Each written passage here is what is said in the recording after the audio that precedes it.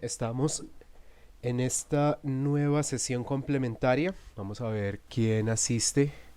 Y mientras tanto vamos a dar comienzo a un repaso de mecánicas fundamentales para bocetación y cómo podemos aplicarlas para perspectiva. Entonces, los que estén teniendo problemas con el trazo de construcción, recuerden que ese es un proyecto a mediano plazo. No vamos a adquirir suficiente precisión con nuestras líneas de un momento a otro.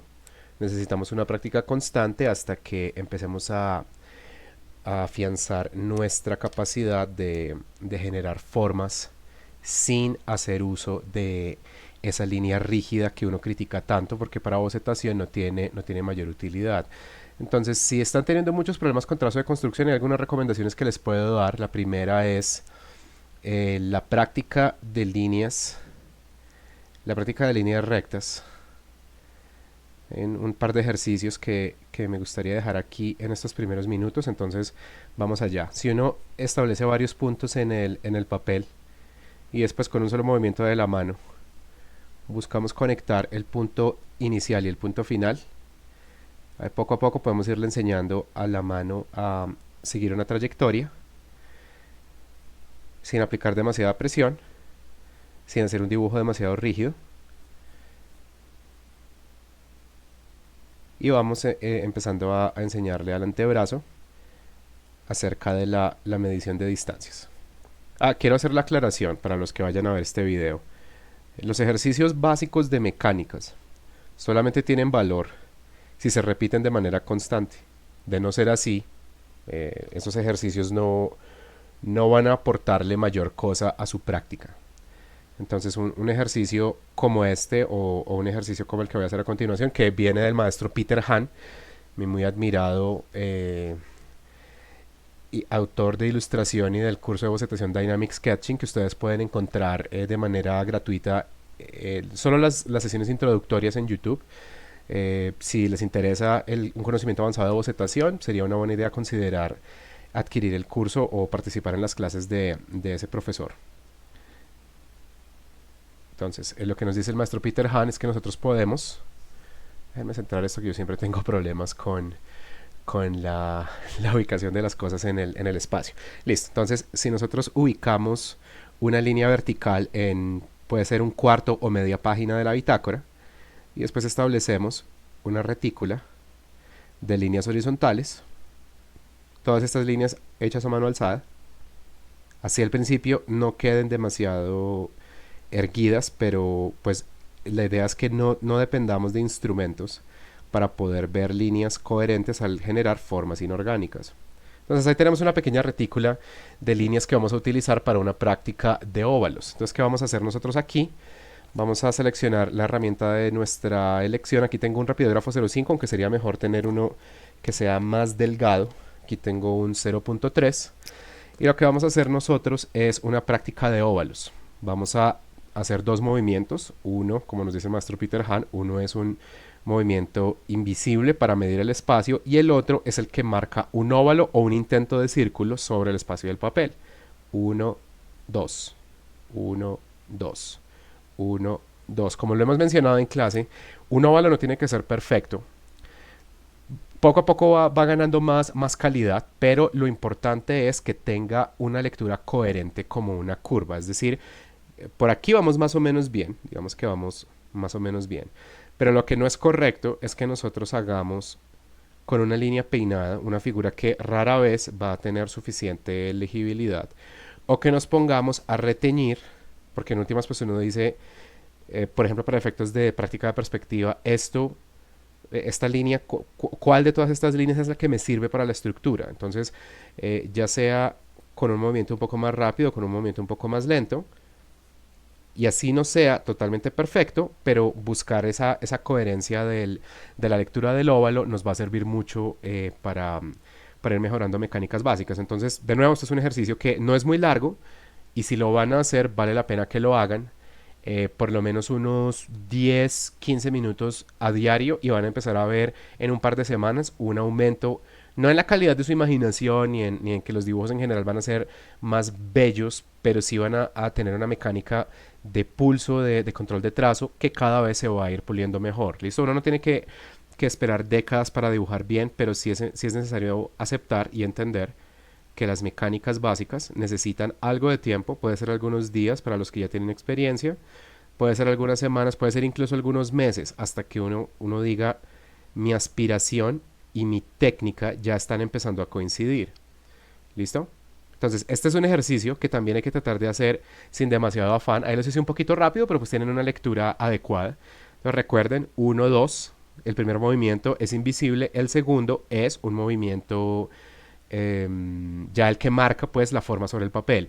También cuando vayan de renglón a renglón, procuren, ¿cómo se dice? Variar la inclinación y el grosor de ese óvalo. Entonces, por ejemplo, aquí en la primera línea trabajé con una inclinación, vamos a marcarlas aquí.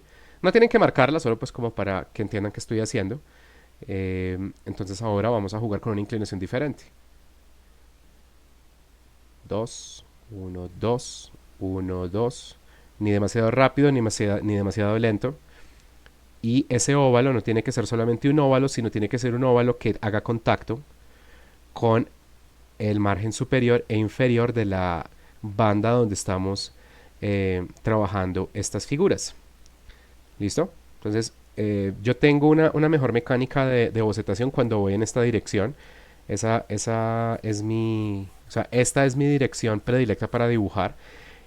Aquí es una dirección opuesta, entonces no es de extrañar que la segunda línea se vea menos precisa. Uno no tiene que dibujar bien en todas direcciones, pero es una buena idea ir viendo si somos diestros o somos zurdos, y según pues nuestra tendencia a dibujar, cuál es la dirección que favorecemos más. Y lo que podemos hacer, yo en ese momento no lo voy a hacer, pero lo que sí pueden hacer ustedes, que probablemente tienen bitácoras más pequeñas y no están grabándose todo el tiempo, van a tener la libertad de girar la bitácora para que en lugar de aprender a dibujar en todas las direcciones, lo que rara vez es posible, más bien se acostumbran a dibujar bien en un par de direcciones y después girando la bitácora, entonces van a tratar de siempre orientar su dibujo hacia la dirección que les sea más propicia. Miren, otra vez, cuando estoy dibujando en mi dirección predilecta, estos óvalos pueden salir relativamente rápido y en general salen bien, tienen buena lectura, se parecen uno al otro. Fíjense que para ahorrar espacio, en lugar de hacer un óvalo y otro al lado, lo que no es necesariamente malo, podemos trazar la mitad del primer óvalo o el primer círculo y a partir de esa mitad trazar otro. ¿Listo? La idea tampoco es rellenar esto hasta el punto de que perdamos la visibilidad de la figura, pero pues como les digo, esto es un ejercicio que se puede hacer en una cuarta parte de una página, pero si se va a hacer, como cualquier otro ejercicio fundamental, tiene que hacerse a conciencia, es decir, no es llenar por llenar. Uno tiene que pasar al menos 1 o 2 segundos revisando si cada óvalo de verdad está quedando bien. Eso es lo primero. Y lo segundo es que este ejercicio se tiene que hacer con un verdadero propósito de mejora, es decir, no se trata de llenar media página todos los días porque sí, sino se trata de ir adquiriendo poco a poco una mecánica que permita que los dibujos salgan mejor. Entonces, si por ejemplo uno hace esto y todos los dibujos quedaron chuecos, ahí valdría la pena detenerse un momento y ver qué es lo que está pasando. Tal vez está dibujando muy rápido, tal vez está dibujando muy lento. Pero esa práctica a conciencia va a contribuir a unas mejoras significativas. Entonces no puede ser tan automática la cosa, sino que tiene que haber una presencia pues de nuestro ánimo, de nuestra paciencia para poco a poco eh, guiar esta práctica y que no sea como un ejercicio puramente físico donde no media la conciencia, porque de pronto ahí estamos simplemente repitiendo porque nos dijeron que repitiéramos, pero en realidad podríamos no estar ganando habilidades nuevas. Entonces hagamos un par de ejercicios más en otros momentos de esta página que sean para robustecer mecánicas fundamentales. Entonces hay otro que podemos realizar que es trazar una serie de cruces o X de diferentes inclinaciones, de preferencia que no sean muy grandes. Y después lo que vamos a hacer es intentar encerrar dentro de, o alrededor más bien, de cada X un óvalo. Entonces lo mismo, si salimos a toda y empezamos a rayar por rayar por rayar, tal vez la forma sea más o menos ovalada, Pero lo que estamos buscando poco a poco, con mucha paciencia, es ganar precisión en nuestra bocetación. Entonces, de nuevo, hacemos dos movimientos, uno y dos. No importa que no quede perfecto, rara vez lo será, pero lo que sí estamos haciendo poco a poco es calibrar la mano.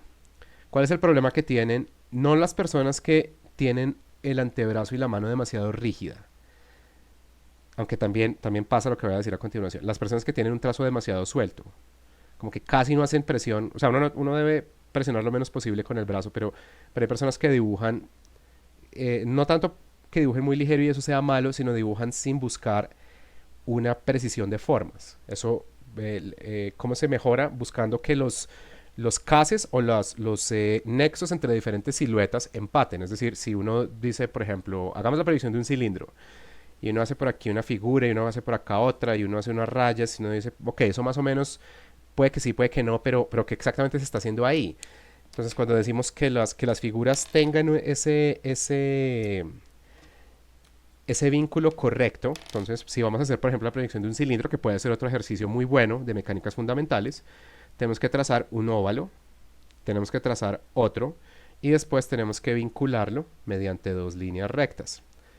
Y seguir practicando hasta que esa figura se vea cada vez mejor. Los óvalos que estoy dibujando no están especialmente bien hechos, por eso me disculpo, pero creo que ustedes entienden de qué estoy hablando. Si hablamos de que empaten las diferentes líneas para que las siluetas tengan coherencia, pues no podemos dibujar a toda velocidad. Eso no corresponde. Entonces hasta aquí hemos hablado sobre todo de curvas, pero casi no hemos hecho ejercicios de líneas rectas. Y las líneas rectas son muy, muy, muy importantes y a veces, como siempre ocurre con algunas de las sesiones o con algunos estudiantes en las sesiones intermedias de mis cursos de bocetación, que yo suelo dedicar a perspectiva y tienen por tanto un énfasis mucho más marcado en figuras inorgánicas, entonces suele pasar que alguien para construir formas orgánicas, que es el tema de apertura de los cursos, puede haber personas que digan, ok, listo, yo entiendo a qué se refiere trazo de construcción. Usted nos dice que encadenemos trazos. No son muy largos o no necesariamente tienen que ser largos ni tienen que ser cortos, pueden ser de ambas categorías. El trazo de construcción, como un pequeño recordatorio, en lo que no consiste es en empezar a peinar. Esto es lo que estamos intentando evitar cuando hablamos de trazo de construcción. Si nos acostumbramos a hacer trazos que son demasiado cortos, entonces la línea se va a empezar a peinar, se va a volver como una nueva maña. No, los trazos tienen que ser cortos o tienen que ser largos, dependiendo de qué, de lo que pretendamos dibujar. Los trazos también pueden ser curvos o pueden ser trazos rectos o puede ser una combinación de los dos. ¿Listo? Y tampoco se trata de crear una línea perfecta, pero sí se trata de configurar siluetas sin el recurso de la línea peinada ni una línea rígida, dura y lenta, sino utilizando una mecánica que primero es más ligera, nos permite cultivar mayor versatilidad, no nos va a afectar a largo plazo el antebrazo, eso es muy importante. Yo soy, no voy a decir sobreviviente, eso sería muy exagerado, pero yo lidio con un caso que todavía no está totalmente curado de tendinitis. Entonces hay que tener cuidado con esa particularidad porque pues a los que nos gusta dibujar, esto es a largo plazo y pues la idea no es afectar nuestra salud. Dana, buenos días. Estoy haciendo un recordatorio de mecánicas básicas para los que estén teniendo problemas antes de empezar a hacer ejercicios de perspectiva. Alfredo, buenas tardes, perdón. Y Dana, buenas tardes. Buenas tardes, profe. Entonces, yo empecé a grabar a la hora establecida y lo que estoy haciendo es un recordatorio de mecánicas fundamentales, sobre todo para los que estén teniendo dificultades con la clase. Llega a terminar esa parte y podemos seguir con primeros ejercicios de perspectiva. Entonces, lo que yo les decía hace un momento es que las mecánicas de formas orgánicas suelen tener cierta ligereza, pero cuando llegamos a formas inorgánicas, la maña de hacer un trazo lento y rígido puede volver otra vez. Y aunque eso no garantiza que los dibujos no necesariamente queden mal, o no garantiza que necesariamente queden mal, perdón, lo que no es correcto es que una dinámica de construcción que de nuevo busca ser versátil, busca ser ligera, busca fomentar creatividad. ¿Por qué digo eso? Porque entre más sencillo, no, ni siquiera entre más afanado, entre más sencillo sea el dibujo, entre menos esfuerzo me implique ejecutar, por ejemplo, una estructura, pues yo más capacidad voy a tener de modificar esto como yo quiera. En cambio, si todo el tiempo estoy haciendo un trazo muy, muy pesado, además de la afectación a largo plazo a mi salud, estoy acostumbrándome a que todo el tiempo tengo que estar vigilando un trazo muy, muy lento, es muy fuerte. Si yo quiero hacer variaciones, si quiero hacer ensamblajes, si quiero hacer alguna fusión de formas, si quiero hacer alguna modificación, es más sencillo trabajarlo aquí que trabajarlo acá.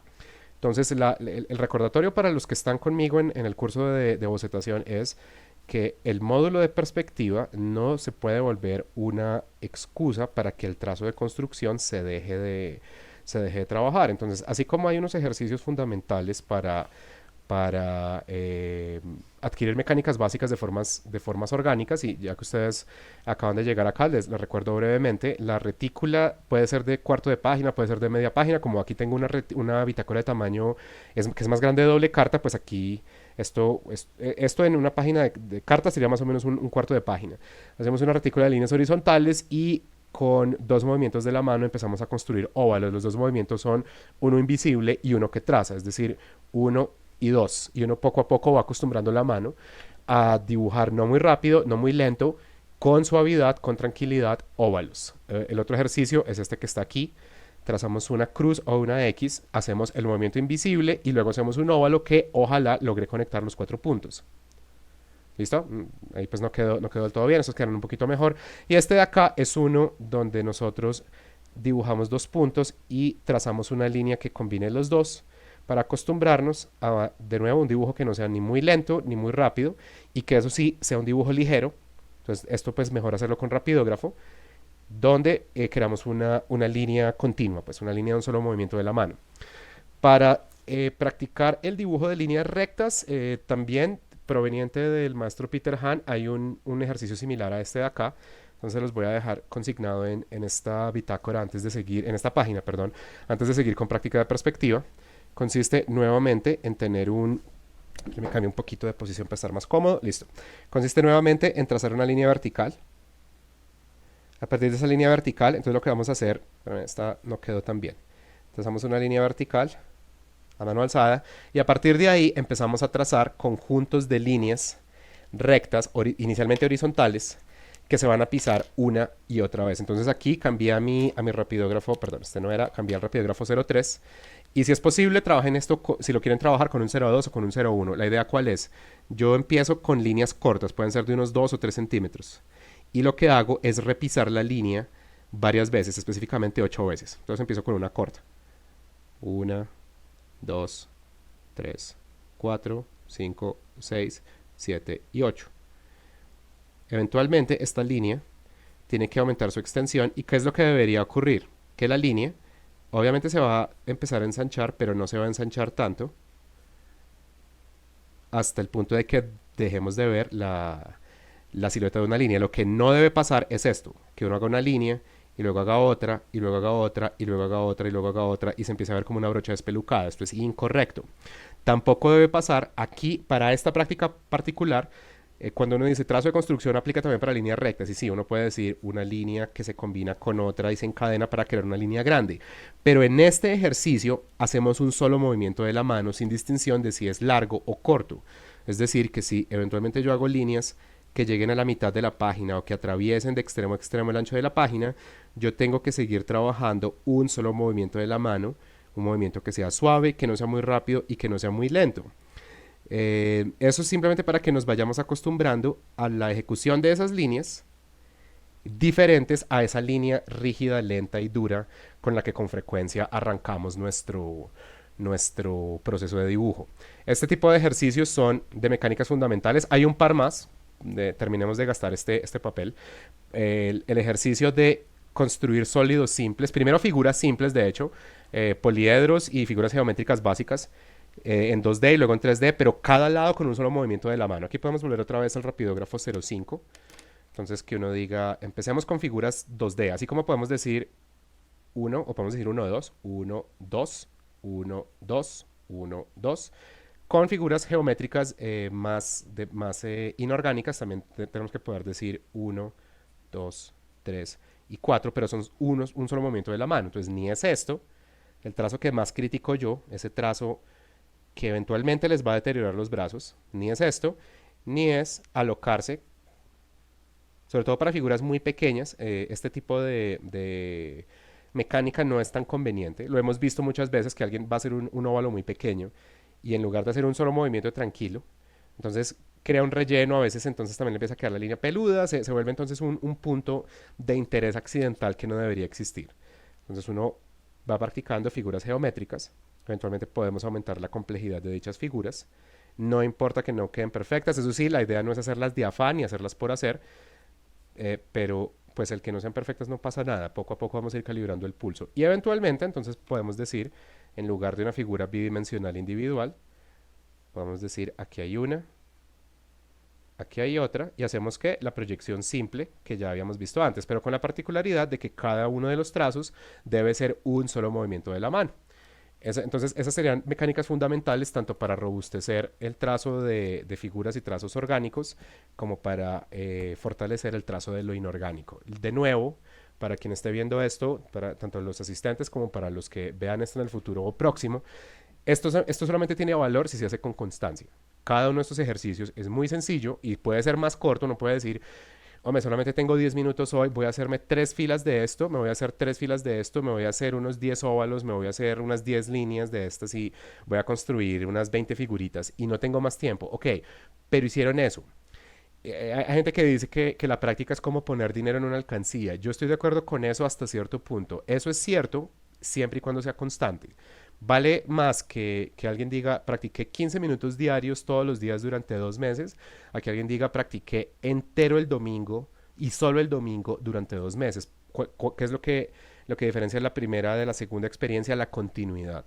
Pero si esto se hace una vez, porque además esto es harto, los ejercicios mecánicos, yo viví esto también cuando uno hace ejercicios mecánicos donde uno no empieza a configurar nada, y digamos en mi caso entonces que robots, máquinas o criaturas, alguna vuelta así, estas cosas cansan eventualmente porque uno dice, ¿qué estoy haciendo yo? Estoy haciendo rayitas, estoy haciendo óvalos, ¿esto para qué sirve? Es un cuestionamiento válido, pero por eso es que uno tiene que invitarlos a que tengan paciencia, porque esto no funciona de la noche a la mañana. Esto, bien trabajado con paciencia, empieza a cambiarle las mecánicas con las que dibujan por ahí en unas 2 semanas. Pero hay que hacerlo de manera constante, así sea solo media hora todos los días, 20 minutos todos los días. Si puede ser una hora diaria, si puede ser de pronto una hora y media dividida en 2 momentos en el día, pues sería mucho mejor. Pero en últimas, no siempre hay tiempo para esto, por eso la recomendación es que sea poquito, pero que se haga de manera constante. Si no, de verdad no tiene uso.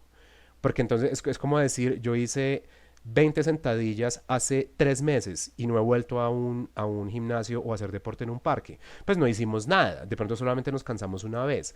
Entonces, para que por favor tengan en cuenta eso, esas mecánicas sí funcionan, pero dependen de esa continuidad. Vamos entonces a empezar a hacer práctica de perspectiva y ya saben, como ustedes pues quisieron participar, no hay lío, esto es completamente opcional y se dieron cuenta, yo estoy grabando pues con o sin gente porque igual ya esto también se vuelve un espacio de práctica para mí, pero aprovechando que ustedes están acá, entonces cuéntenme, puede ser en audio, puede ser en chat, si hay alguna particularidad de perspectiva que no entiendan o si de pronto están entendiendo los temas, que también es bacano, si hay algo que quieren ver, si hay algo que ustedes digan como, oiga, yo no sé cómo se proyecta tal cosa o me gustaría ver X o Y figura o algo así, y pues nada, hacemos que esto sea un poquito más interactivo. Entonces los escucho o los leo si tienen alguna inquietud o hay algo que les cause curiosidad y que podamos hacer parte de esta práctica.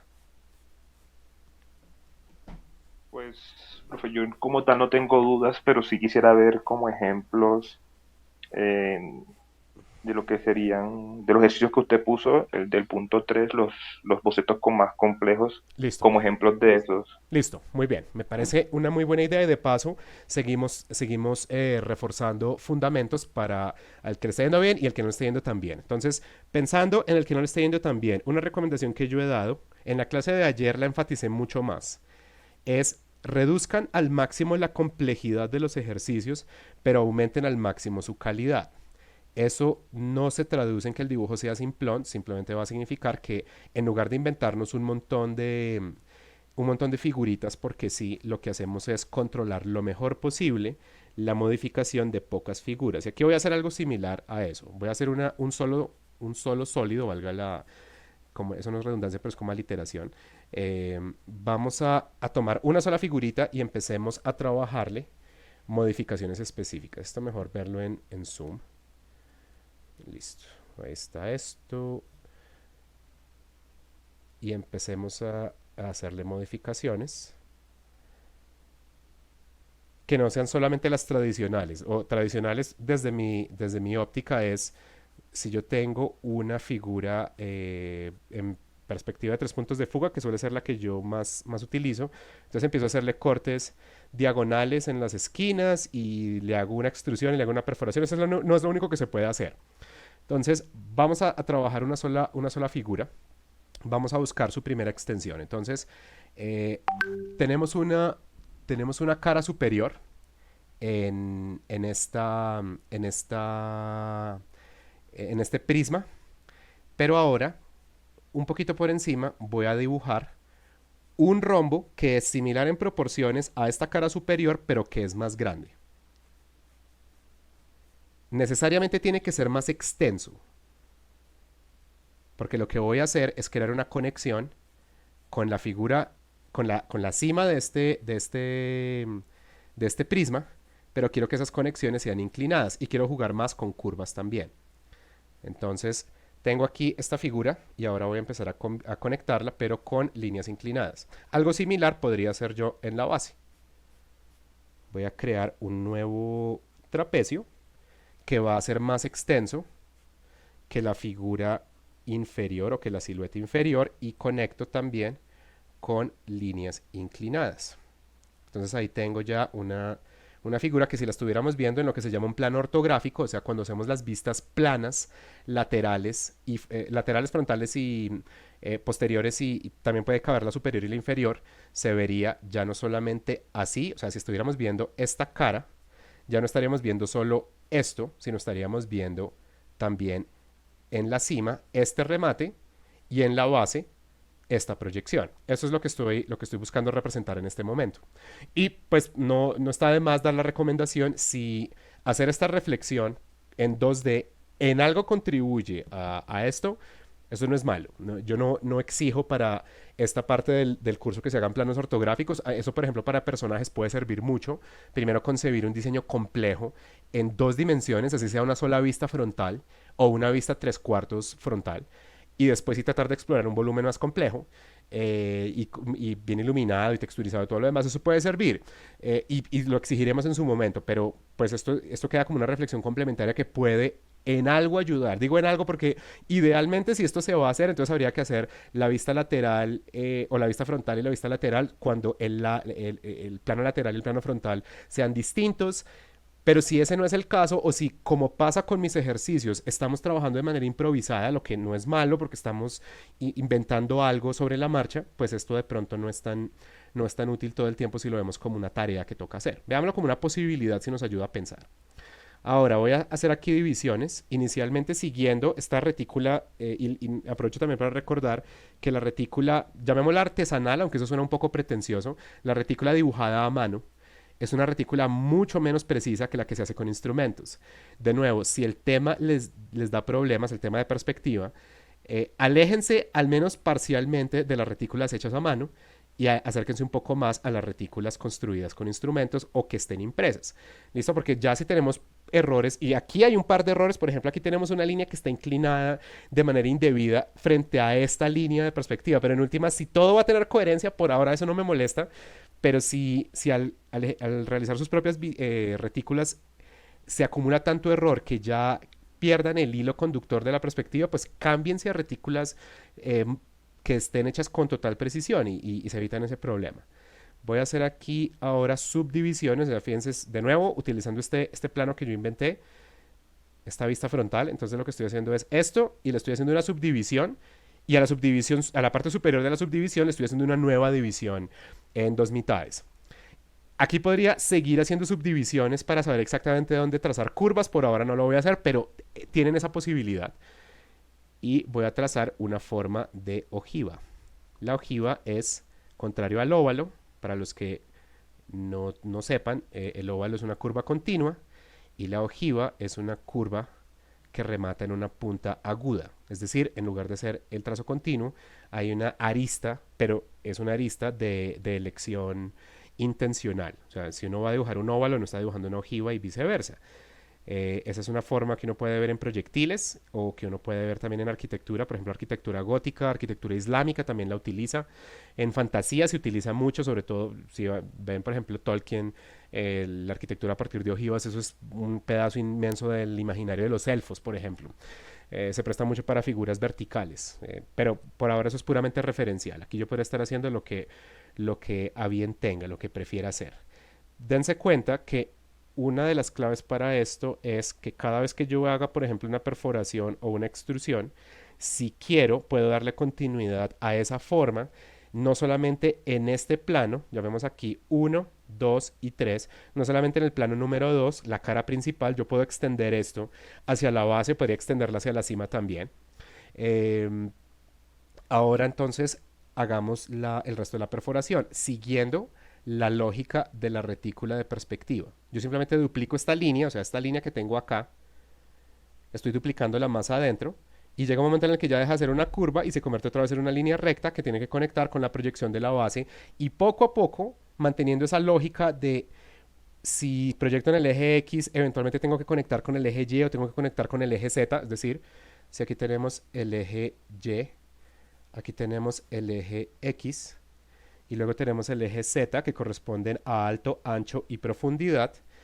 Si yo empiezo a hacer una proyección en el primer eje, eventualmente tengo que encontrar puntos de intersección y proyectar hacia otro, sea el X o sea el Z. Y eventualmente busco simetría o busco a partir de la simetría cortes y cambios asimétricos, pero tengo que pensarlo inicialmente de esa manera. Yo sé que eso puede sonar muy obvio para el que ya tenga conocimiento de perspectiva, pero esto a veces es lo que se le escapa al novato. Es normal, pero tengan en cuenta que, por ejemplo, cuando uno insiste tanto, una y otra vez, pilas con la retícula, de eso es de lo que estamos hablando.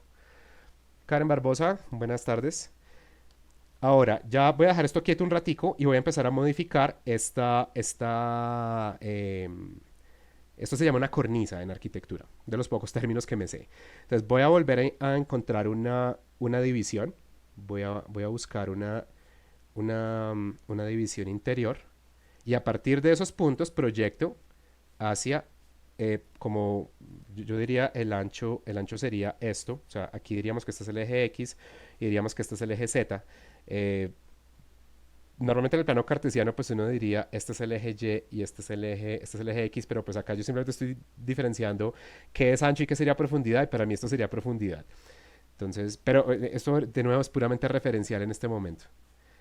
Encuentro ahí las proyecciones planas, encuentro la mitad la puedo encontrar a la vista o la puedo encontrar midiendo con exactitud, pero pues para una clase de bocetación eso en este momento no es tan relevante, así que traten de hacer cálculos a la vista y así no sean matemáticamente exactos, pues en últimas el dibujo no va a estar desprovisto de espontaneidad. Voy a proyectar aquí a partir de las líneas de mi retícula y voy a completar aquí arriba, entonces ya me estoy inventando un diseño para el techo, pero aquí puedo volver a hacer perforaciones, o más bien aquí voy a empezar a hacer un corte, hago un corte aquí y a partir de los puntos de intersección proyecto y proyecto el otro y luego completo acá a partir de qué? De la línea que me dé mi retícula de perspectiva. Una y otra vez tengo que recordar la razón por la que su retícula tiene que ser coherente, así esté hecha a mano, es porque si la retícula es demasiado chueca, ya uno va a depender es del cálculo completamente no imaginado, sino uno está entonces proyectando las líneas imaginarias a una mala retícula. Eso es muy complicado cuando uno recién está empezando esto. Por eso mi recomendación es, si lo necesitan, vayan por favor a una retícula precisa. Y aquí se me ocurre que podríamos trabajar, pues lo normal sería como ponerle tejas a esto. Entonces vamos a empezar por ahí.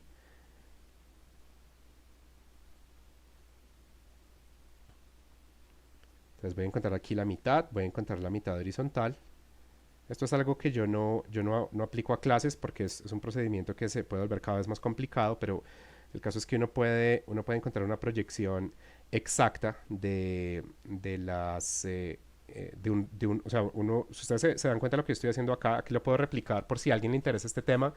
De pronto sería una buena idea dejar un par de demos a final de semestre que sean, o a final de corte podría ser, que sean de perspectiva avanzada. Pero si yo tengo una línea y otra que están proyectadas en perspectiva, no importa la categoría, y yo digo, voy a encontrar aquí un rectángulo. Y yo digo, quiero hacer una sucesión de rectángulos para hacer, por ejemplo, las tejas de un techo. Y quiero que la proyección sea exacta. ¿Qué hago ahí? Entonces el procedimiento, esto de nuevo no hace parte de la clase, yo por eso no enseño esto dentro de la clase, pero si a alguien le sirve y quiere curiosear con esto y lo quiere ir a buscar, esto se llama un método de duplicación de siluetas en perspectiva. Entonces, primero a defino el rectángulo, después encuentro ¿cómo se llama esto? No, no sus mitades, sino líneas que sean opuestas, la superior izquierda e inferior derecha y viceversa. Y a partir de ahí, que ya tengo un punto intermedio, ya sea con observación a la vista o ya sea con un cálculo más exacto, encuentro la mitad exacta entre esta línea y esta otra. Aquí de hecho no es completamente exacta, pero igual me va a permitir hacer el procedimiento. Ahora parto ya sea de la esquina superior izquierda o de la inferior izquierda, y lo que voy a hacer es atravesar el punto extremo de este primer rectángulo con esta mitad opuesta de esta misma figurita. Es decir, si estamos proyectando en esta dirección, vamos desde una esquina izquierda superior o inferior hasta la mitad derecha. Si estuviéramos proyectando en la otra dirección, iríamos desde un extremo derecho hasta una mitad izquierda. Y lo que ocurre es que ya sea por arriba o por abajo, de preferencia no las dos, vamos a conectar así. Y a partir de acá proyectamos en qué dirección, en la que nos dé la retícula de perspectiva en dirección opuesta, que en este momento no está, pero podemos calcular. Ahora nuevamente parto del extremo de ese nuevo rectángulo y a través de la mitad vuelvo a mandar una línea y vuelvo a completar el rectángulo. Acá lo vuelvo a hacer. Y si todo sale bien, lo que yo estoy haciendo es duplicando en perspectiva esta primera figura. Esta figura y esta otra y esta otra y esta otra no pueden tener el mismo ancho. Lo que estamos manteniendo es la proporción para que no tengamos que calcularla a la vista. ¿Listo? Es el primer ejercicio de varios ejercicios que son mucho más avanzados. Ni de lejos podemos decir, eso es perspectiva avanzada. No, eso es como si estuviéramos hablando del nivel very hard, ese sería el primer escenario, por decirlo así. Por eso yo no me meto con estas cosas en clase, porque ya se puede volver un 8 esto, como aprender demasiados procedimientos, pero de nuevo, si les interesa, lo buscan como método de duplicación de siluetas utilizando perspectiva, en este caso lineal. ¿Listo? ¿Eso para qué sirve? Porque además, ¿por qué yo no me meto con eso en la clase normal? Porque esto no garantiza que este ejercicio salga mejor. Lo que sí garantiza es que cuando estamos haciendo ya proyecciones mucho más complejas, si queremos mantener equidistancias y proporciones, esas equidistancias y proporciones se van a ver mucho más precisas que si hiciéramos cálculos únicamente a la vista. Pero pues en últimas es un procedimiento un poco ingrato para un estudiante de primer semestre, yo por eso no me meto con ese tipo de temas en clases, sobre todo en grupos heterogéneos. Es mejor no fritarnos la cabeza con demasiada complicación, pero de nuevo el tema está ahí por si alguien lo quiere revisar. Entonces, ¿qué me está faltando acá? Creo que sería bueno tener un par de curvas más. Entonces, vamos a ello. Se me ocurre lo siguiente. Miren lo que está pasando acá con mi techo. Ya habíamos encontrado una mitad. Ahora voy a proyectar esa mitad más hacia arriba. Voy a tomar el extremo de este triángulo achatado. Lo voy a extender también hacia arriba. Y acá pues tengo que calcular porque mi retícula de perspectiva no la proyecté tanto. Pero entonces esta línea quedaría más o menos por aquí. Ahora esta otra retícula tampoco la calculé, su extensión no la calculé, pero la retícula del lado opuesto quedaría más o menos por acá. Entonces me invento una cima, completo, no solamente una cima, sino un remate. Y ahora voy a conectar este punto con este otro, es decir, la cara superior, esta cara de acá, de este prisma, la voy a conectar con la cara superior de este techo, pero la voy a conectar primero con una línea recta y después voy a convertir esto en una línea curva. Listo. Creo que ahí tengo suficiente. Bueno, podríamos hacer algo con las puertas porque, de nuevo, nadie está obligado a trabajar arquitectura, pero como una pregunta que yo me hago a mí mismo cuando empiezo a hacer estos ejercicios, es una buena idea saber si esto es una puerta o solamente es un arco, porque si yo estoy haciendo, por ejemplo, un monumento, entonces yo podría decir, no, esto por dentro tiene que estar hueco porque adentro hay un altar, alguna cosa así como pasa con muchos templos, o podría decir, no, esto es una dependencia, una instalación, o puede ser un templo, pero que sí tiene puertas, entonces voy a diseñar las puertas, y de nuevo, yo estoy usando líneas que son paralelas entre sí, o sea, o más bien, serían paralelas si yo las dibujara en un plano ortográfico de manera completamente frontal o lateral. Ya cuando estén en perspectiva, esas líneas que entre sí son un grupo de líneas paralelas, al momento de proyectarse se van a volver a convertir en líneas convergentes. Pero creo que ustedes me entienden. El convertir líneas paralelas en líneas convergentes nos permite, por ejemplo, crear la ilusión de que las puertas están hechas de tablas de madera. Nos permite empezar a sugerir materiales sin meternos en ningún momento con un problema tan complicado como cómo le meto textura de madera a una figura tan pequeña en un dibujo tan pequeño. Ese tipo de preguntas son absolutamente irrelevantes. Lo único que vamos a hacer son simulaciones. Por ejemplo, si yo tengo este cubito y como tanto me gusta hacer, que ustedes lo han visto más de una vez en clase, le empiezo a inventar quiebres, desportillamientos, grietas geométricas, pues ya no puedo decir, ah, ok, eso está hecho de porcelana o cerámica o roca o alguna vuelta así, pero no me tengo que preocupar por la textura de ese material, sino por su representación gráfica en términos generales, sobre todo a partir de siluetas, tanto internas como la silueta general. ¿Listo? En este tipo de ejercicios, olvídense de la textura realista, que en general no usamos en clase, pero donde menos hay que usarla es en este tipo de ejercicios. Antes de empezar ya a finalizar este dibujo, yo todavía estoy en estructuras y subestructuras. Obviamente los niveles de contraste son diferentes, pero estoy trabajando algunos detalles adicionales, pero todavía no estoy en el dibujo final. Me voy a inventar unas esquinas y qué sé yo, tal vez le podría meter alguna curva extra a esto. O de pronto no me complico tanto la vida y más bien lo iluminamos bien con grises. Entonces ahora voy a tomar otra vez mi 0,3, yo siempre ando todo atolondrado ahí con eso, mi 0,5 y voy a empezar a trabajar el dibujo final, donde ya, como lo explicamos en clase, el propósito de esto no es solo reteñir, de hecho reteñir es lo último que me interesa a mí. Aquí toca seguir teniendo cuidado con trazo de construcción, la idea es que no tracemos demasiado rápido, que no empecemos a trazar lentísimo tampoco entonces, pero sí es importantísimo que otros, más que nosotros mismos, porque yo entiendo qué quiero hacer acá, pero solamente el dibujo que ya tenga el delineado final le va a decir a todos exactamente qué es este diseño, qué es estructura y qué es el dibujo final. Entonces, por eso es que hay una fase de delinear, pero la idea no es confundir eso con reteñir, porque no solamente es volver a bordear porque sí, sino sobre todo enfatizar aquellas partes, por ejemplo, aquí, donde puede haber alguna lectura problemática, porque uno dice, yo veo un montón de X, veo como un triángulo, veo como una curva que no entiendo exactamente qué está haciendo, pero cuando uno delinee, ya lo que debería ocurrir, si todo sale bien, es que el diseño emerja, pues. En métodos más avanzados de dibujo, sobre todo que enfatizan perspectiva. A uno le dice, por ejemplo, Scott Robertson, esto también lo practica mucho un autor que se llama Dennis Graver, que los voy a poner en la próxima lista de referentes que queda lista mañana.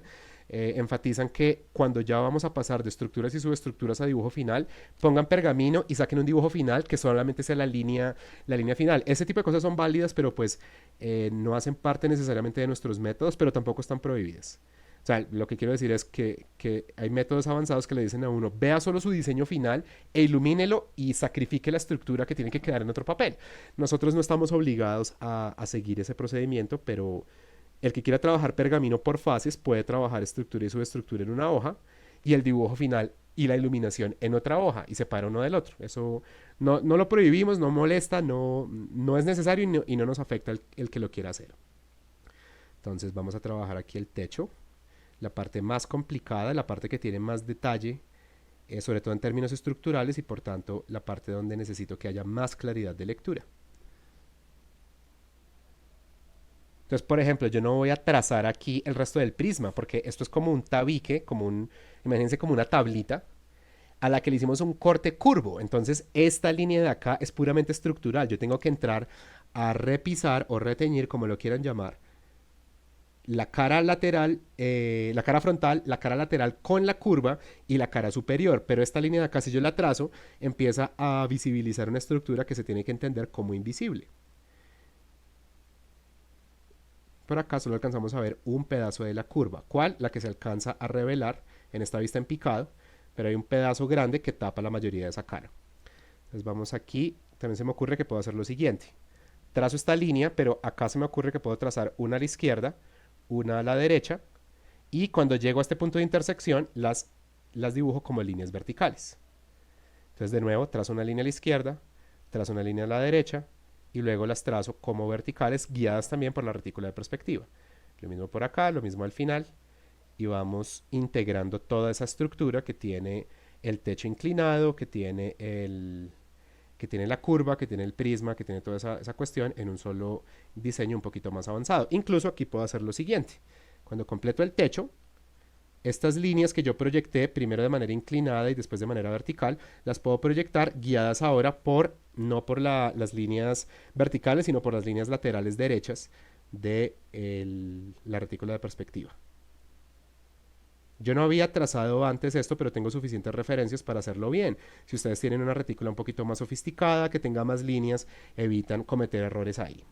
Y ahora me faltan las esquinas y me faltan los detalles esquineros que yo puse. Entonces vamos a ello.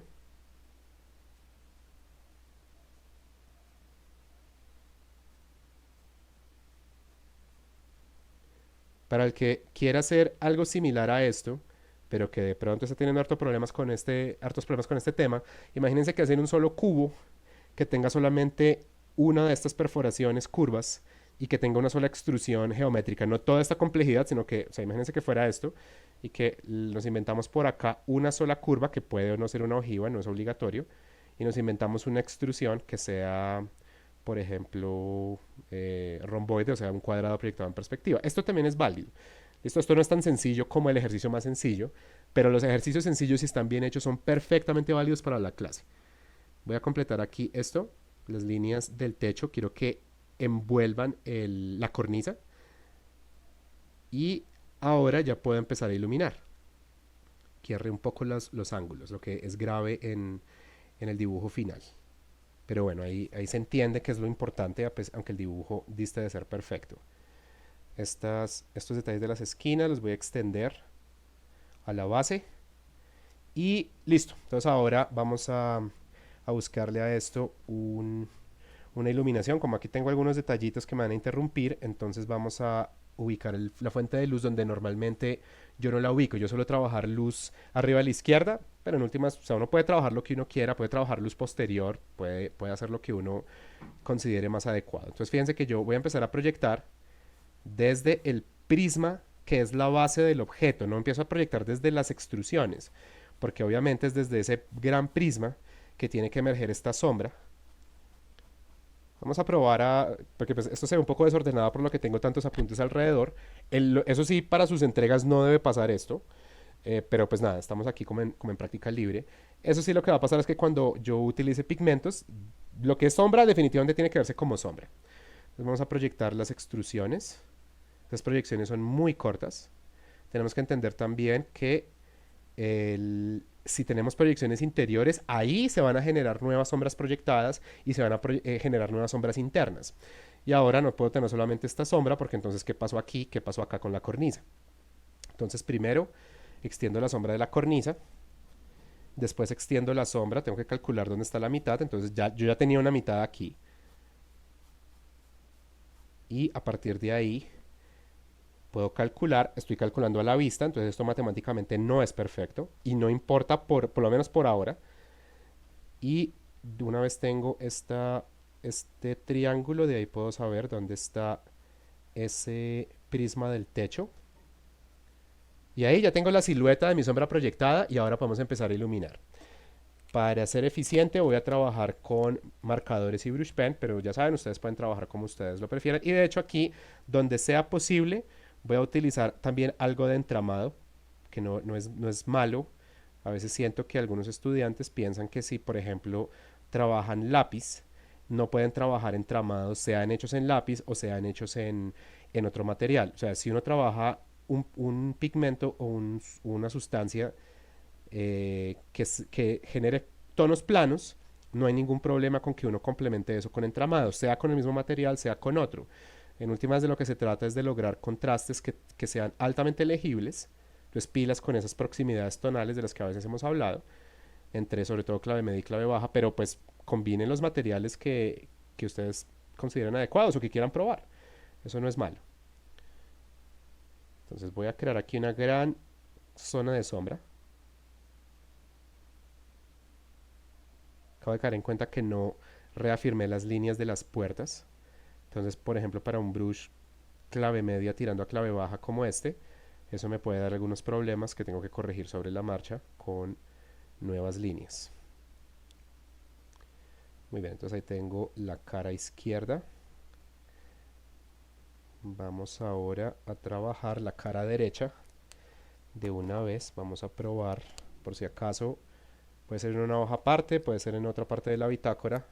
Prueben sus materiales, porque por ejemplo si yo elijo trabajar este es un Faber-Castell, la serie B de los plumones Faber-Castell, es como la versión profesional de los plumones que uno encuentra en cualquier papelería. Tienen puntas que son agudas. Esto no es brush pen, esto toca trabajarlo con cuidado, de preferencia que sea más o menos inclinado. Igual uno puede hacer entramados y uno puede también trabajar líneas gruesas o uno puede hacer planos de tinta.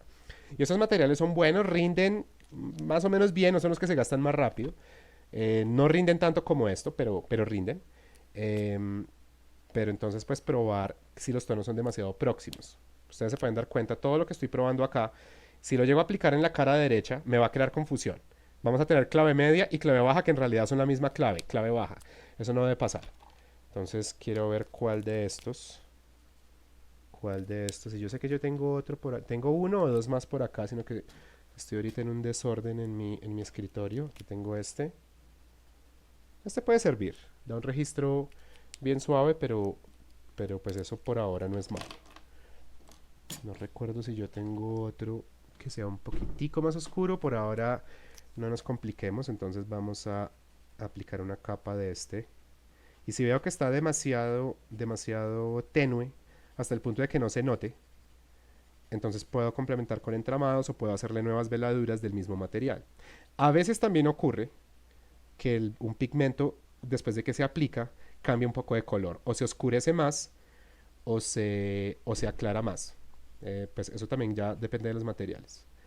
Un caso muy notorio es este, que aquí pues no lo puedo utilizar, el marcador gráfico 751 de Pelikan, que es muy bueno para dibujar, por ejemplo, sobre papel craft. Yo les he mostrado a ustedes bocetos de estos en bitácoras que yo tengo, como la bitácora chiquita que yo me llevo a viajes. Cuando uno recién aplica esto no se ve blanco, sino se ve transparente. Es como si uno le hubiera derramado como leche de magnesia o algo así al papel, pero después se solidifica y agarra un tono como de una emulsión blanca. O sea, no se ve solo ligeramente blanco, sino es como si uno hubiera puesto una capa de algo blanco encima. Entonces es un cubriente, uno puede cubrir tonos oscuros desde que no estén húmedos con esto. Fíjense aquí también que se oscureció un poquito más. ¿Listo? O sea, particularidades de los materiales. Entonces, por ejemplo, aquí voy a empezar a usar algunos entramados para lo siguiente. Fíjense lo que está pasando en esta parte de la cornisa.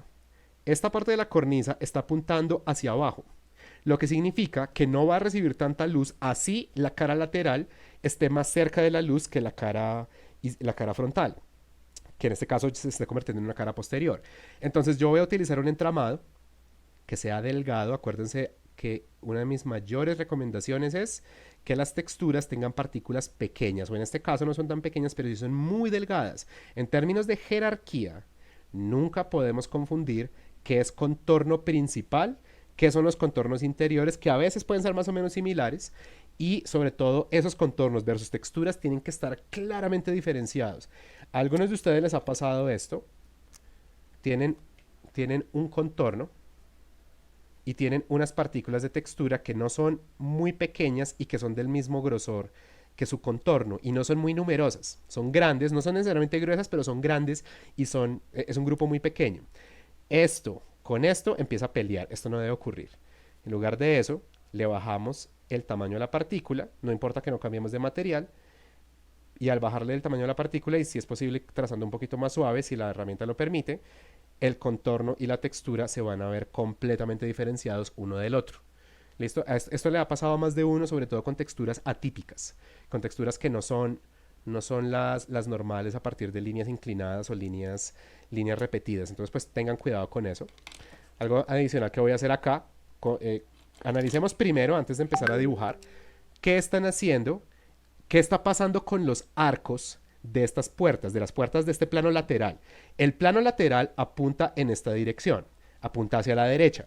Lo que significa que en una luz que viene desde arriba a la derecha en el fondo, este plano va a recibir una cierta porción de luz.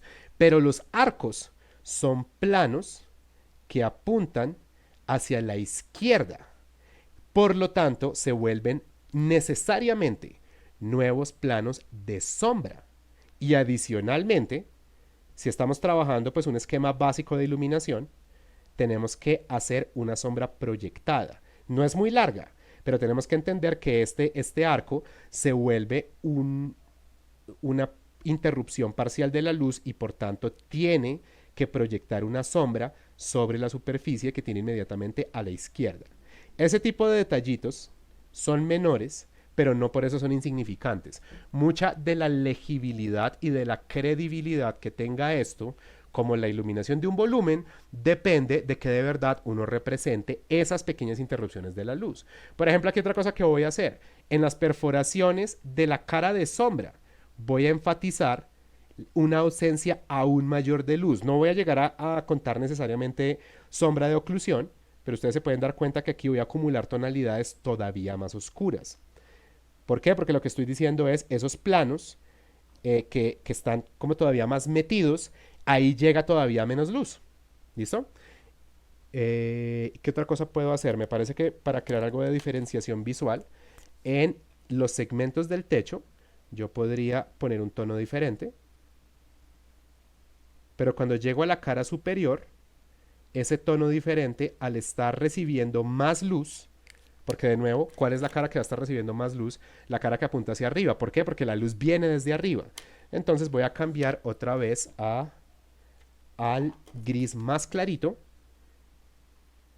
para sugerir, espero que así se entienda, que al cambiar de dirección ese plano no puede tener la misma tonalidad o el mismo nivel de contraste.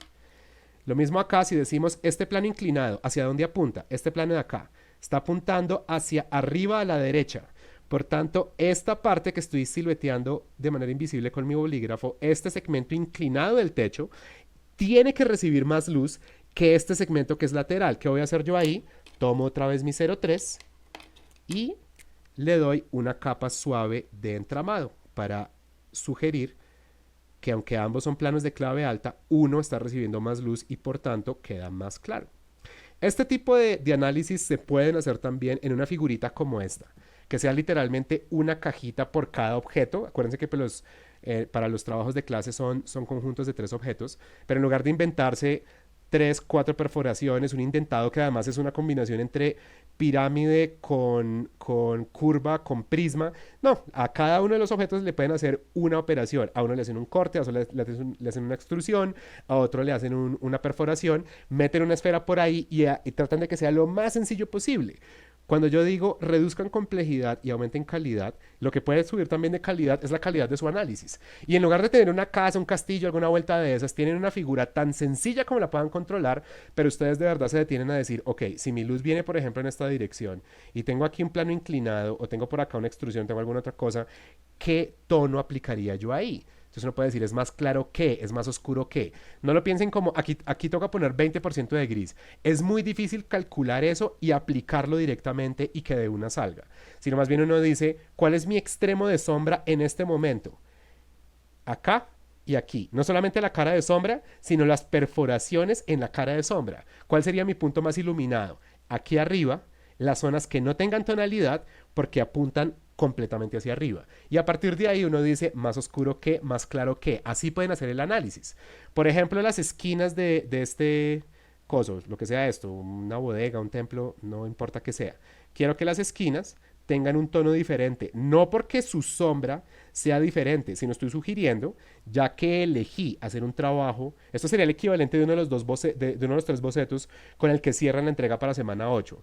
Yo estoy eligiendo darle una narrativa y quiero sugerirle a cualquiera que vea esto, esos detalles de las esquinas tienen un material diferente, imagínense hay como un enchape de madera, alguna cosa así.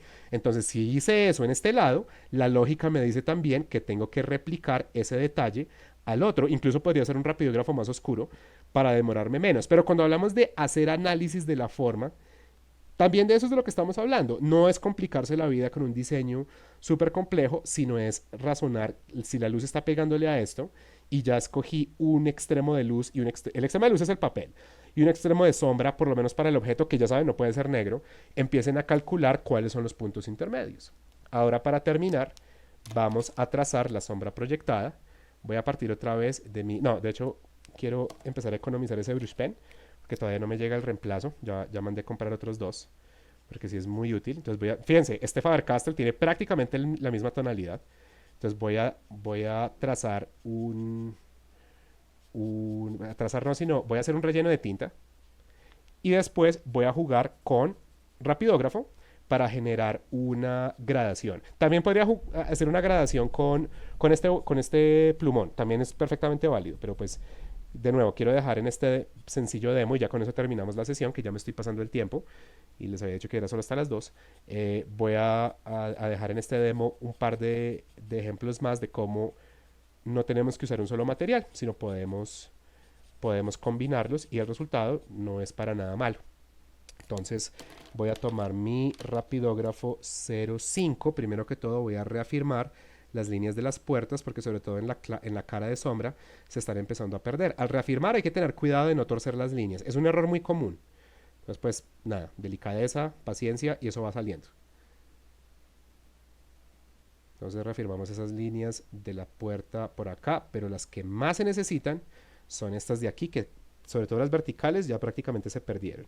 Y recuerden además, el bolígrafo es una herramienta muy bacana, los trata muy bien, por ejemplo para estructuras y subestructuras, uno corrige sobre la marcha, uno puede pisar varias veces y desde que esté trabajando pasito, deja corregir, pero el problema con la mayoría de bolígrafos, a menos que sea bolígrafo de gel y esté completamente seco, el bolígrafo estándar, o sea, esto, yo no sé si esto es Bic o esto es marca Gato que quiere ser. No, este sí es Bic, pero yo tengo de ambos. Pero yo también los he comprado en buses y en papelerías de esquina y todo lo demás.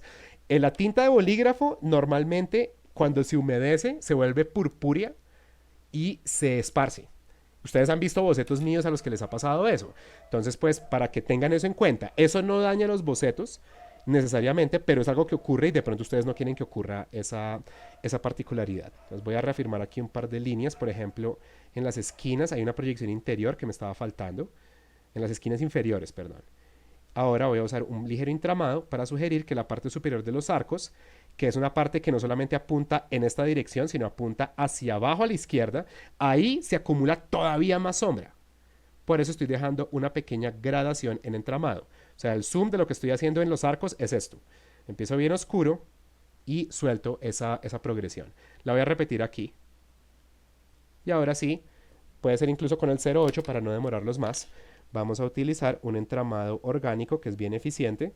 Nos inventamos un origen que podemos llamar sombra de oclusión o sería el extremo de sombra, si no sea completamente negro, pero que sea el punto donde menos luz exista. Y vamos a empezar a desmaterializar o partir o deshilachar, como lo quieran llamar, ese entramado para generar una gradación que obviamente no va a ser de negro a blanco. Vamos a ir desde 98% de negro hasta este tono que es como un 60% de gris y ya con eso terminamos.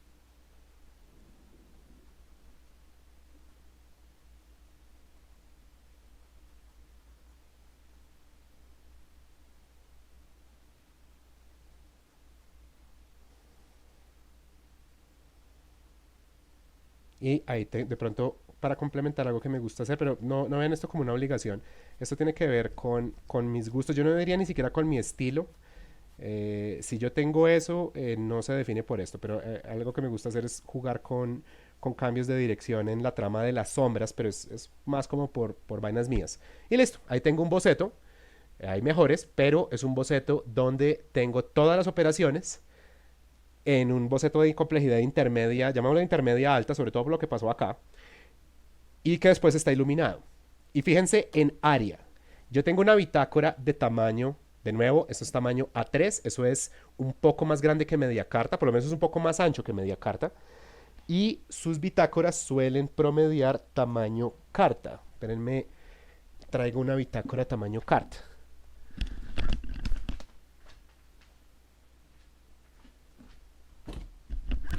Yo les decía que en el tamaño de una página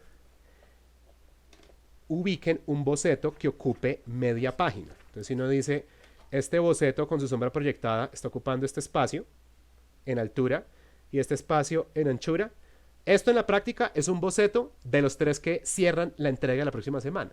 Y no tiene que ser de este nivel de complejidad, de nuevo.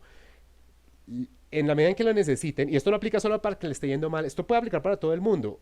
Si están teniendo problemas con curvas, con las extrusiones, con entender la sombra proyectada, con algún tipo de corte, reduzcan la complejidad de los ejercicios y métanle toda la gasolina que puedan al control de las líneas, primero desde las estructuras. ¿Listo? Yo no necesito por ahora castillos, bacano que quieran ver eso, o que quieran ver edificios, o que quieran ver alguna otra estructura compleja, pero prefiero que traten de controlar y que vayan mitigando errores, y luego sí le podemos empezar a subir más la, como la complejidad narrativa de las entregas. ¿Listo? Cuéntenme si hay alguna pregunta ya para cerrar esta sesión.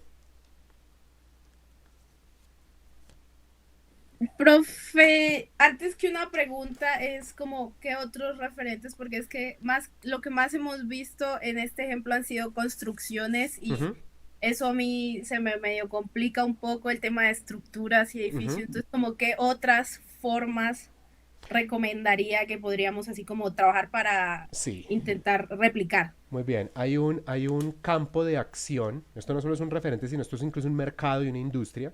Busca por favor esto. Paper Toy. Lo puedes buscar así o lo puedes buscar en plural. Y pues como pasa con muchos referentes, que es así como pasaba con Voxel, y también te recomiendo que mires Voxel, porque Voxel, en Voxel tú vas a encontrar las versiones. Si tú escribes, por ejemplo, Voxel Dog, Voxel Tree, Voxel House, Voxel lo que sea, vas a encontrar la versión de aquello que estés buscando dibujado como una serie de cubos y prismas, porque en eso el voxel es pixel tridimensional. Entonces, ¿qué pasa con Paper Toys? Los Paper Toys son en su gran mayoría, esto es distinto a origami. El Paper Toy es una construcción que es evidentemente geométrica. Entonces uno puede encontrar en Paper Toys planos que están pensados para imprimirse, o a veces ya se los venden a uno impresos. Uno arma, pega y eventualmente queda, por ejemplo, un personaje, pero el personaje tiene una forma como esta. Y todo lo complejo está por dentro impreso y es completamente bidimensional, y por ahora lo podemos omitir. Esos son como campos de referencia que te podrían ayudar, sobre todo porque problemas como cornisas y todo eso, que de nuevo, yo lo hice de manera referencial, no de manera como sugerencia ni recomendación de hagan esto. Yo quería hacer esto solo para mostrar qué pasa con un boceto complejo, pero no, o sea, aléjense al máximo. Acuérdense que yo les había dicho, incluso sus entregas podrían ser literalmente cajas. O sea, no podría decir, yo eventualmente a partir de esto no me voy a poner a molestar con caras ni nada de eso, sino voy a hacer una nevera o algo así. Este tipo de cosas, si uno mira, Dana, y ese es otro campo que tú puedes mirar, objetos caseros, electrodomésticos, de pronto puedes ver la versión clásica de esos, que eran literalmente cajas. Uno ve diseño industrial desde los 90 por ahí en adelante, y todo eso, sobre todo desde que Apple empezó a pegar fuerte, todo es como, qué curvo, la versión estilizada, la versión cibernética de las cosas. Pero ve y busca, por ejemplo, una nevera de los años 60 o de los años 50. Eso literalmente es una caja que tiene dos divisiones y dos manijas. Y eso no significa que el dibujo que surja de ahí va a ser un dibujo mediocre. ¿Qué otra cosa te recomendaría? Esto, aunque aquí también puede haber curvas, pero sobre todo puede haber planos inclinados bien interesantes. De hecho, aquí casi no hay curvas. Busca low poly. De nuevo, esto no es un referente como Moebius o como Lorena Álvarez, sino esto es un campo de acción. Se refiere más a arte digital, aunque por ejemplo hay gente que imprime máscaras. No sé si vieron, hace unos años empezó una tendencia que era imprimir máscaras de animales, pero que se veían como polígonos y que la gente tenía que imprimirlas y armarlas. Entonces, si tú buscas low poly, lo mismo, low poly animal, low poly carro, low poly casa, lo que sea, lo mejor que lo busques en inglés, vas a encontrar versiones, pero que en lugar de ser así, son las versiones que tienen muchos planos inclinados. Francamente, no estoy seguro si el low poly permite curvas. Entonces, ¿qué ventaja habría acá? Que aquí no tendrías que lidiar con el problema de, por ejemplo, cilindros, aunque pues desde ahora tenemos que ingresar por lo menos uno o por lo menos una curva en extrusión o en proyección. Pero estos serían campos donde puedes encontrar geometrización a un alto nivel, pero geometrización recta. ¿Listo? Ok, gracias. Listo. Y de pronto, pero de pronto el origami también te podría servir, porque pues en últimas el origami es un arte donde todo tiene que salir solamente como pliegues, no puede haber cortes, y hay otro arte de papel que sí permite que haya, origami es lo que tú puedas hacer con una sola hoja de papel, solo mediante pliegues, pero hay un arte que sin usar adhesivos nos permite hacer cortes y encastres, o sea, como ranuras donde una cosa se inserta con otra, también es de origen japonés, se llama kirigami. Entonces, si tú Ujú. buscas lo mismo, kirigami más un animal, más una estructura, más un objeto, seguro vas a encontrar ejemplos artísticos que te podrían servir de inspiración, de pronto encuentras planos de construcción, de pronto algo que llame tu atención como para empezar a explorarlo como dibujo y tal vez ahí haya algo que te sirva. Ok, ok, gracias. Muy bien, Karen, por favor revisa cuando video esté ya subido, yo lo voy a exportar ya mismo. Entre procesamiento, hacerle una edición en Premiere y dejarlo listo en YouTube, por ahí unas 3 o 4 horas. Los primeros 15 minutos fueron un recordatorio de mecánicas básicas, como lo que habíamos hablado nosotros. Entonces de ahí salió esto, pero pues ya no quiero explicarlo acá porque no lo voy a explicar en un minuto cuando le di como 20 minutos a esto más o menos. Entonces para que por favor revises la primera parte del video cuando esté listo. ¿Listo? Vale, gracias. Muy bien. Alfredo, ¿tiene algún comentario, alguna pregunta que podamos resolver ya para cerrar? Profe, una pregunta. Ujú, Digamos, ¿qué de pronto de los recursos que están en el Drive ujú. usted recomendaría específicamente, digamos, para los ejercicios de la próxima semana? Pues de pronto le puede servir los dos tutoriales que están ahí. Uno dice tutorial de 2 y el otro es tutorial de 3 puntos de fuga. El asunto es que Ok, esos tutoriales no están pensados únicamente para hacer esto, sino tienen un énfasis narrativo también. Entonces yo hablo ahí de cómo hice unos árboles. De hecho, esos tutoriales, si les sirven, pues véanlos, además son corticos, cada uno es como de 25 o 30 minutos. Por listo. una vez no me salieron tan largos. Eso es lo que sí tienen, si le llega a servir, son spoilers de lo que vamos a empezar a hacer la próxima semana. Porque es esto, que esto es inorgánico, curvo e inorgánico recto, con estructuras. ¿Y qué tienen esos tutoriales que todavía no hay acá? Figuras orgánicas también pensadas en 3D. Entonces, por eso, en esos tutoriales, eventualmente bueno, no me voy a tirar esto, eventualmente yo hago cosas como tener una estructura contenedora, muy sencilla, hecha muy a la vista, y eventualmente a partir de acá yo digo, listo, entonces yo saco una base, la base es ovalada, pero entonces va a tener asimetrías, voy a jugar es con líneas curvas. Esto es lo que vamos a proyectar, lo que vamos a trabajar la próxima semana. Contenedores básicos y a partir de ahí hacer proyecciones libres donde empezamos a perseguir figuras que se lean como que están en perspectiva, pero sin que dependan de ni siquiera la simulación de un plano técnico. Entonces, no estoy diciendo eso para que se meta con eso en su ejercicio de semana 8, sino sepa que esos dos videos son spoilers de lo que nos queda de añadir a perspectiva, que es cómo proyectamos lo que ya no es solo curvo, sino es orgánico, porque sin eso pues no hay verdaderamente diseño visual. Y en últimas le recomendaría de pronto si lo necesita, el autor Scott Robertson, que es el autor de ese inmenso libro que estoy haciendo otra vez y ahora sí ya tengo la determinación de que la tercera sea la vencida. Yo estoy haciendo esto en este momento, pero yo no estoy poniendo los ejercicios de esto aquí. No es posible, porque es que esto es muy complicado. Pero si usted va al canal de YouTube de este man, de Scott Robertson, este man tiene un montón de videos. Él se parece mucho a Proco, que es otro autor yo ya había hablado de él alguna vez. Está en Prokoshenko. Y Prokoshenko o Proco tiene cursos pagados, pero el tipo tiene cientos de videos que son cómo dibujar una mano, cómo dibujar la espalda de un personaje, cómo se dibuja una pierna, dibujos de gestos. Y son cientos de videos corticos, 5, 10, 15 minutos, que explican como píldoras de conocimiento sobre anatomía este man. Este man tiene la misma vaina, aunque sus videos son un poquito más largos, pero median de 15 a 30 minutos cada uno. Pero entonces es un boceto de un robot en perspectiva, un boceto de una estructura. Hagamos túneles de concept art, túneles de ciencia ficción con máquinas imaginarias. El man es una biblia porque el tipo combina dos frentes que son complementarios, pero que uno naturalmente no los combina. El tipo tiene dibujo arquitectónico y automotriz a nivel técnico. O sea, el man es un instructor de miedo, que el man puede ser un profesor de arquitectura perfectamente, y el tipo combina eso con el diseño visual de concept art para ciencia ficción. Entonces, es un autor que puede ser un poco denso, no porque explique mal las cosas, al contrario, el tipo es absolutamente prístino en sus explicaciones, pero si yo digo esto es un dibujo de complejidad media alta y usted ve un tutorial de Scott Robertson, esto es un boceto de nivel very, very, very easy. Entonces lo dejo más como para picar su curiosidad. Tenga en cuenta que Scott Robertson tiene mucho que aportarle no solo en perspectiva, sino en diseño visual proyectado en perspectiva. ¿Listo? Vale, profe, gracias. Muy bien. No, de Proco sí he visto varios videos, porque de No, hace rato yo sé que él viene subiendo y ahora tiene la sí, plataforma esta de Proco sí, sí, sí, sí. 2.0 que tiene un montón de cosas. Pero sí, o sea, por ejemplo, si usted quiere empezar a picar el tema de pintura digital, váyase a proco.com y busque de pronto usted ya ha visto eso, en la librería de los videos gratuitos que son como ciento y pico, él tiene un segmento como de 20 videos donde todos son las introducciones, ni siquiera a anatomía, sino a mecánicas de pintura. Entonces es cómo pintar la esfera, cómo pintar el cubo, cómo se hace sombra proyectada desde Photoshop, cómo se proyecta sombra de un objeto sobre otro, cómo se maneja reflectividad, primeras texturas.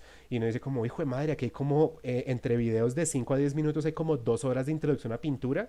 Esa vaina, si uno las hace a diario bien, lo deja uno bien fino para empezar a hacer buenos ejercicios de pintura digital. Eso es bacano que exista esta gente, porque uno se da cuenta, oigan, mire, el espacio de una clase en últimas se tiene que pensar como un espacio limitado, porque el mundo es mucho más grande, la exigencia es mucho más grande, las técnicas son más grandes, los estilos son más grandes. Entonces es bueno tener esos, y sobre todo ver gente como estos dos manes. Hay otro man que de pronto le podría servir si de pronto ya está empezando a hacer alguna cosa digital, aunque el man también dibuja muy bien.